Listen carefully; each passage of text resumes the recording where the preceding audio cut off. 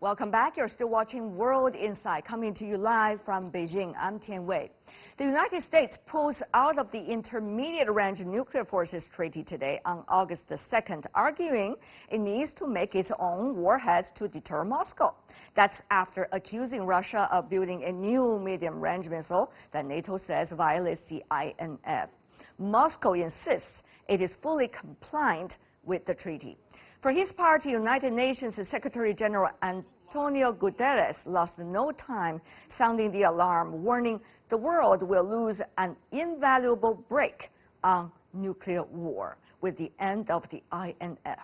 Former U.S. President Ronald Reagan and former Soviet leader Mikhail Gorbachev negotiated the treaty, which eliminated the mid-range missiles of the world's top nuclear powers.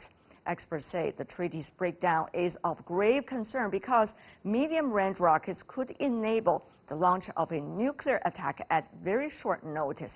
NATO Secretary-General Jens Stoltenberg said the alliance regretted the end of the treaty, and he laid out a plan of measured response. The demise of the INF Treaty is a very serious issue because this treaty has been so important for our security for so many years. It has banned a whole category of weapons, all intermediate-range land-based weapon systems. Therefore, we will react in a prudent and responsive way. We will not rush to conclusions, and we will make sure that whatever we do, we will do it as an alliance in a coordinated and measured way. That is coming from NATO Secretary-General. Of course, a lot of countries' security issues going to be impacted by the U.S. withdrawal from the treaty. So how does that affect China's security policy as well? I asked Senior Colonel Zhou Bo, the director of the Center for Security Cooperation of the Chinese Ministry of National Defense Office for International Military Cooperation. Let's listen in to what he said about the impact, first of all, of this event. This kind of unilateral withdrawal is not rare because of the Trump administration's record of withdrawals from so many treaties. But it's a pity in that it gives no confidence to the people around the world, and it worries Europeans because they worry that one day probably Russia will again station this kind of ground ballistic missiles within this range from 500 to 5,500 again on European soil.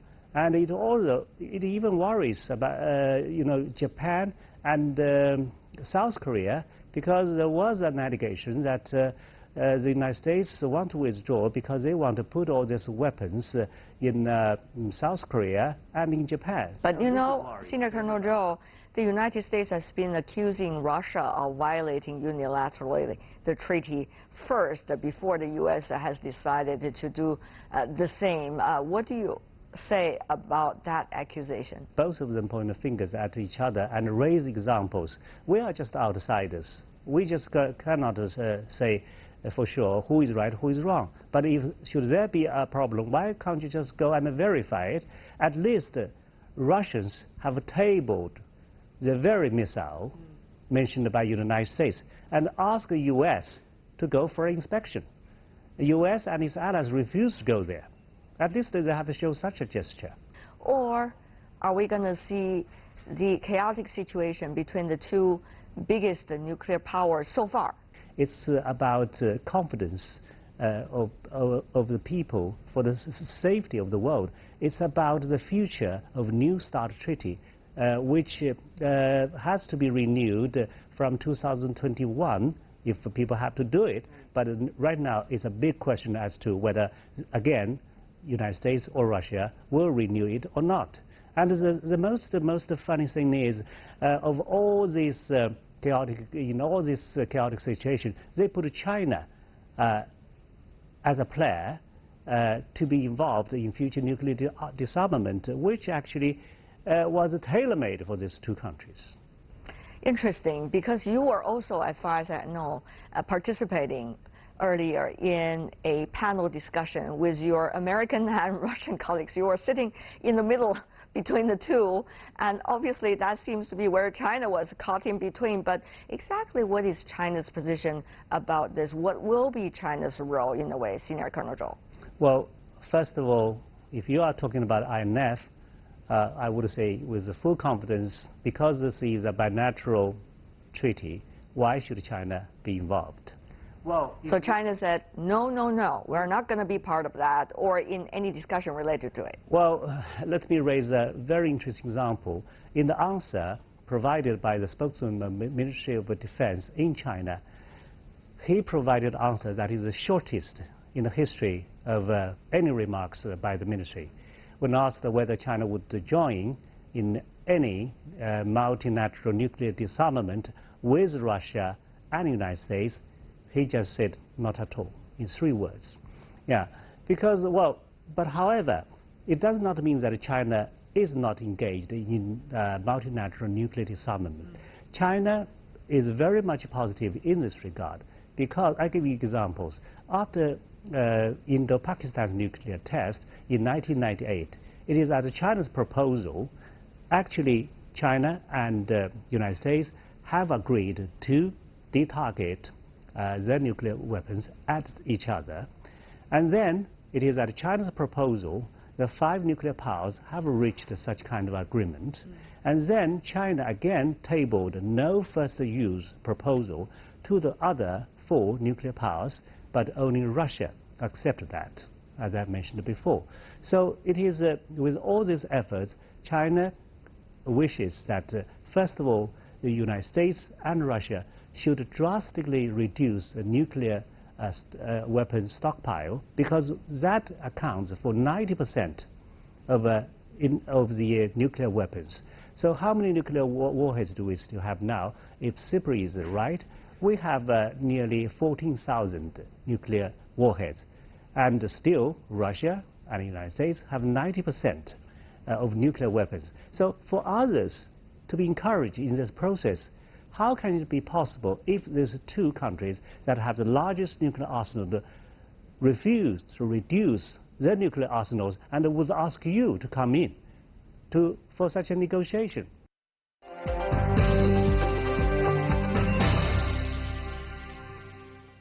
That's an interesting question, isn't it? When the world's top 2 nuclear powers abandoned the treaty, crucial to avoid a nuclear arms race in the world, what should others do? So what is China thinking at this moment? Is it going to be a free pass for this country to build up its nuclear weapon capabilities? I asked that question to Senior Colonel Zhou Bo. Listen in.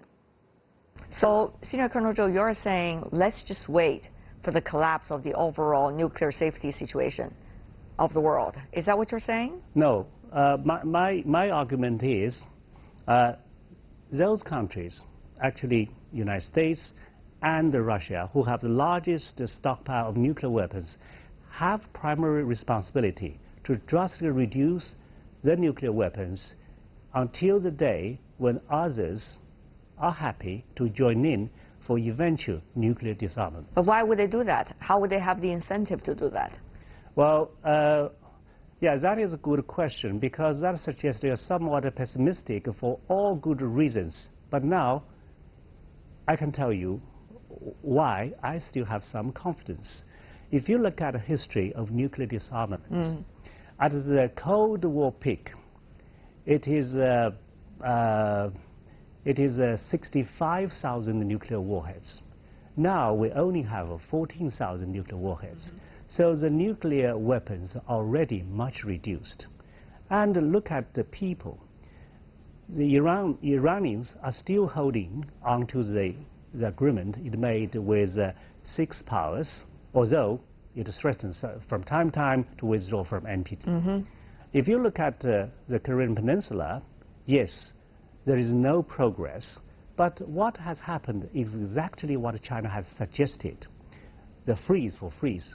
Now you see, DPRK has stopped the nuclear test, and the United States has suspended military exercises, and more importantly, they're talking to each other. But you're talking about the other minor players, even though the situations there could be more volatile. What I'm talking about, Senior Colonel Zhou, you know very well, which is what about the biggest of two parties, as you said, the United States and Russia.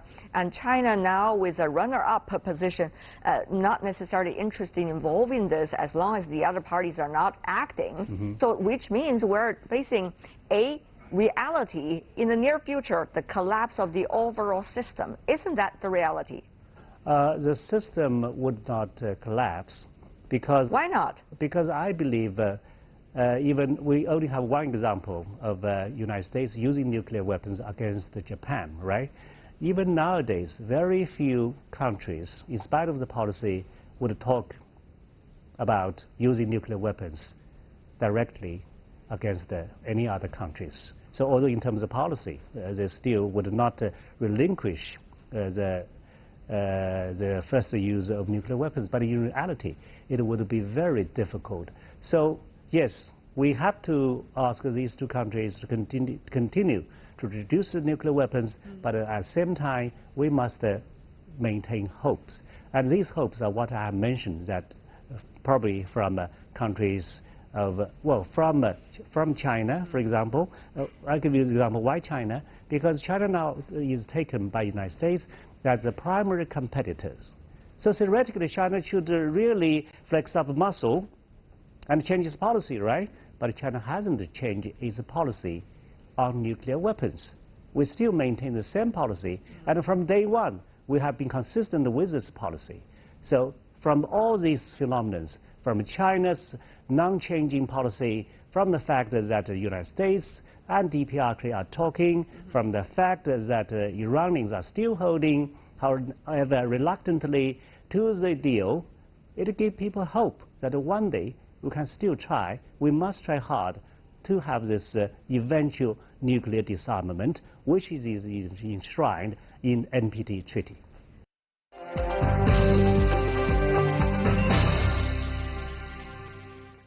As Senior Colonel Zhou Bo put it earlier, when the INF treaty was abandoned, the danger is not just in the arms race between the United States and Russia, but also the possible chain reactions around the world, just like the Iran and the Korean Peninsula nuclear issues. Let's listen to how he articulates the possibilities regarding these two cases. Senior Colonel Zhou, there are a lot of things going on in two countries.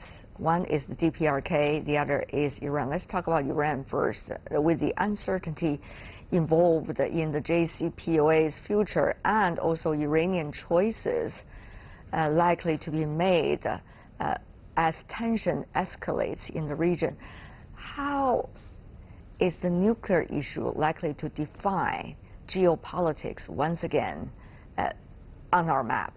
Well, that would be at least very dangerous for the Middle East, because right now, as we said, Iran is still holding to the deal, but it has threatened time again that it might withdraw from NPT Treaty. And what would be the consequence? If it withdraws from NPT Treaty, Saudi Arabia will almost definitely develop its own nuclear bombs, as it has said time and again. Then Turkey, Egypt might follow suit. So this Middle East would become much, much more dangerous. So this is the situation, the worst scenario for the Middle East. What about the issue of DPRK? Now, it has been repeatedly threatened by Pyongyang if the United States is not going to implement some of the earlier consensus between the two sides regarding DPRKs, or rather the denuclearization of the Korean Peninsula, the parallel development, as they say. DPRK is likely to continue its nuclear tests. Well, first of all, DPRK is a de facto nuclear weapon state. And now the whole world wants to change that. They want to make DPRK a nuclear weapon-free country. And that would be the most daunting task in the world. What makes people somewhat hopeful is that the two parties, DPRK and the United States, are still talking to each other, because in the beginning they refused to talk to each other. And that is why the six-party talks were always held in Beijing. And Beijing tried its very best to put these two together to talk to each other. And it wasn't that easy. But now, just like Beijing has expected, they are talking to each other. And President Trump has even stepped over across the 38th parallel into the side of the DPRK. Drama is one thing. The solution to the real problem is another thing. I'm afraid that you know that very well, Senior Colonel Zhou. Yeah, of course, that is very much symbolic. But sometimes good symbolism would bring something substantive. What are you suggesting? What kind of substantive development likely to happen in your views? Well, if so long as they talk, that means they're just trying to find solutions. And for DPRK, they worry about the security, number one. Number two, they want economic gain. These are the two top priorities.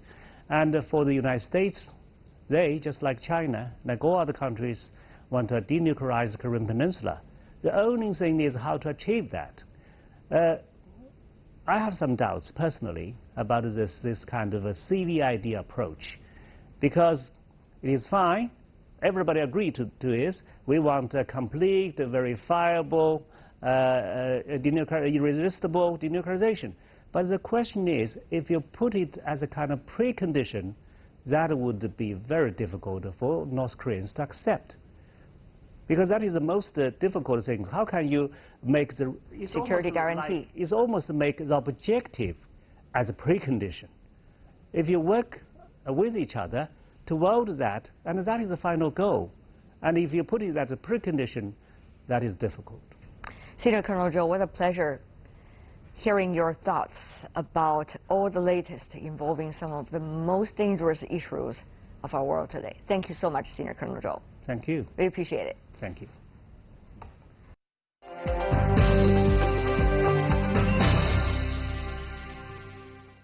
Senior Colonel Zhou Bo from the Chinese Ministry of National Defense talking exclusively to us about China's views on the INF Treaty, which the United States announced recently to withdraw unilaterally.